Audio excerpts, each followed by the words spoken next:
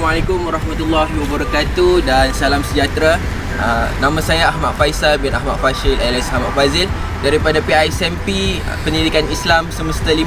Jadi hari ini video yang saya lakukan adalah berkenaan dengan kita mendirikan kemah. Jadi sebelum kita mendirikan kemah, mari kita lihat kepada komponen-komponen dalam kemah tersebut.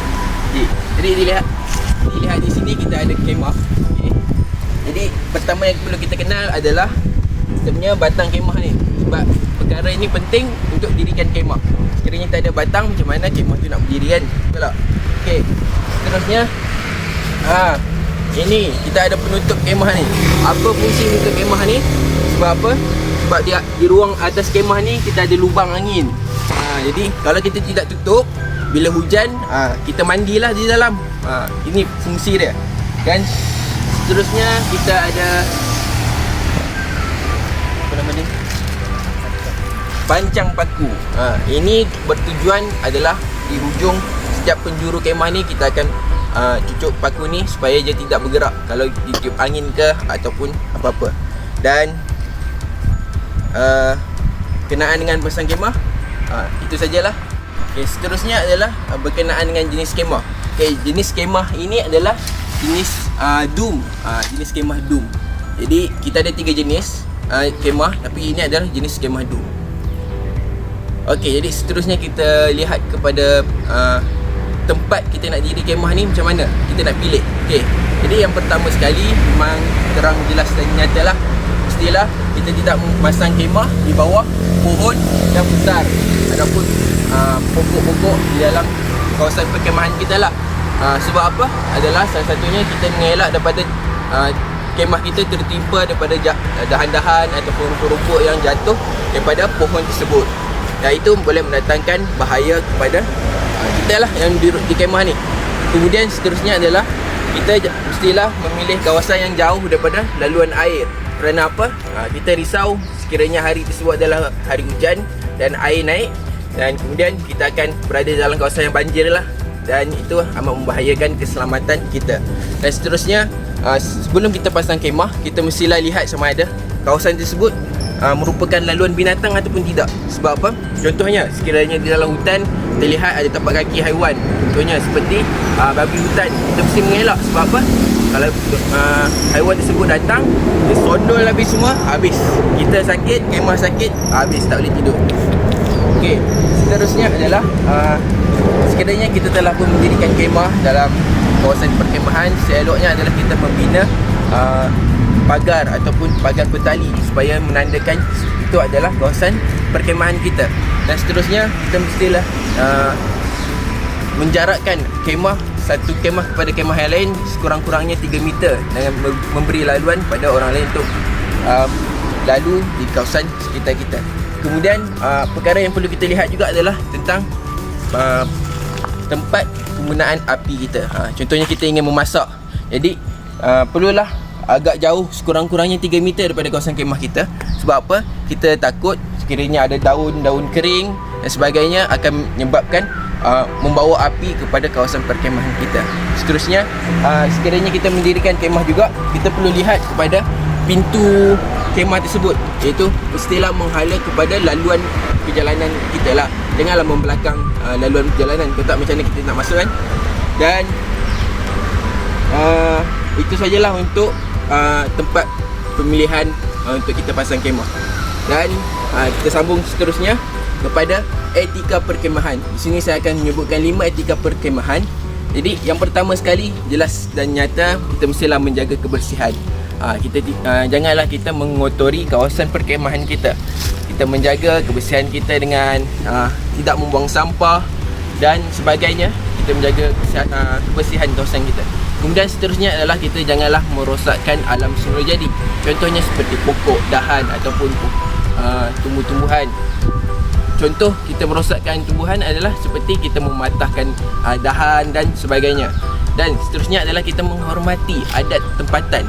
Okey, contohnya sekiranya ada orang kampung di sekitar tersebut, janganlah kita membawa kita punya adat di bandar ke apakah untuk bawa kepada kawasan perkemahan. Okey, seterusnya adalah kita mengawasi api kita. Sebab apa? Seperti yang telah pun saya sebutkan sebentar tadi, kerana api ni boleh bawa punca kepada kebakaran. Seperti pepatah, kecil-kecil kawan, besar-besar musuh. Okey, seterusnya adalah kita mengelak daripada bercakap besar. Sebab apa? Kita ni berada di, contohnya kawasan perkemahan, kita adalah kawasan hutan. Kawasan hutan bukanlah kawasan kita. Ada juga makhluk-makhluk lain yang duduk di sekitar tu, yang kita nampak dan kita tak nampak. Jadi elaklah bercakap besar supaya tidak menimpa apa-apa musibah kepada diri kita dan juga kawan-kawan kita.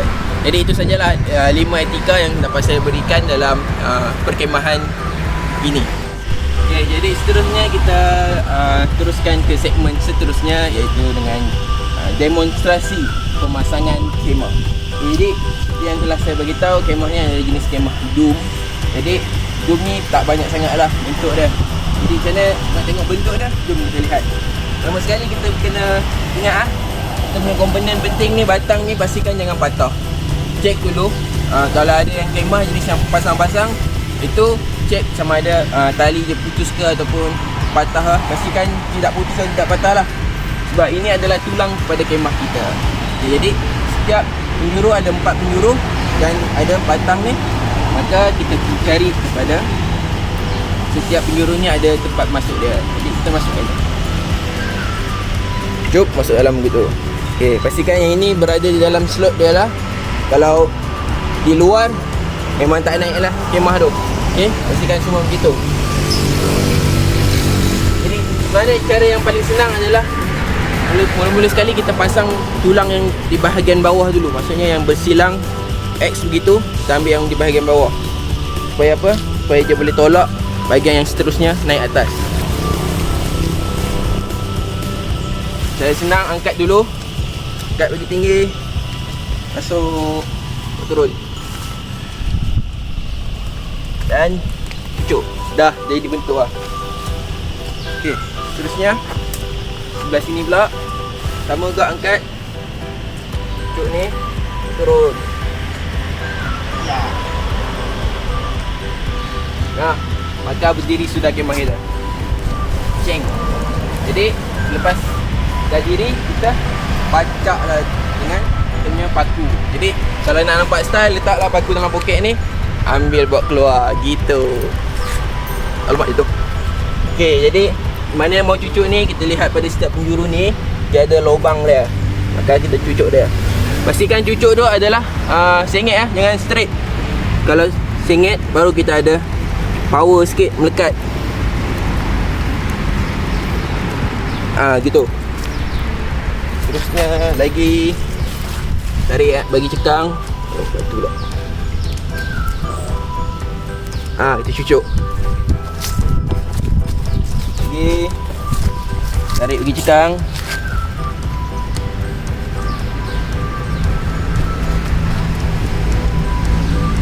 Cucuk dah. Okey.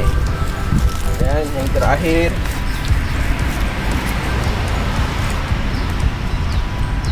cucuk. Okey.